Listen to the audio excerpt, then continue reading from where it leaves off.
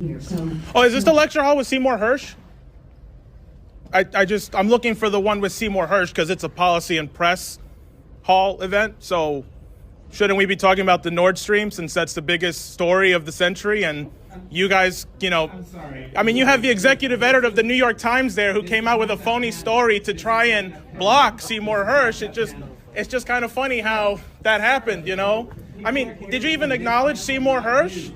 All of you are executive editors of papers that broke Pentagon, My Lai, Watergate. Is this the same papers or not? I mean, is there anything you've gotten right in the last 20 years, or am I mistaken about that? I mean, it's just kind of funny because Iraq, wrong. Syria, wrong. Russiagate, really wrong. Okay, I mean, the list goes on and on. So the last thing you could do to try and actually fix your reputation is acknowledge that through leaks, we had to find out that Zelensky was going to bomb Moscow on the anniversary. I mean, if you're so impartial, shouldn't you at least say, right, that Zelensky was going to bring us on the verge of World War III?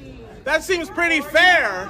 While Julian Assange rots in prison, all of you've got, fat checks because he's in jail for doing your job. And you know what? Tucker Carlson ain't no Seymour Hersh, but he did something you guys are scared to do. Speak the truth and actually be critical of the war, which is why he was actually fired from Fox, because you are all cowards. Every single one of you. None of you have actually had any relevancy. And you know what? The mainstream press is now dying. Nobody's ever going to listen to you again. You have no credibility with the public. The only people who care about what you have to say are elite assholes who have nothing productive to say anymore. And it's dying off.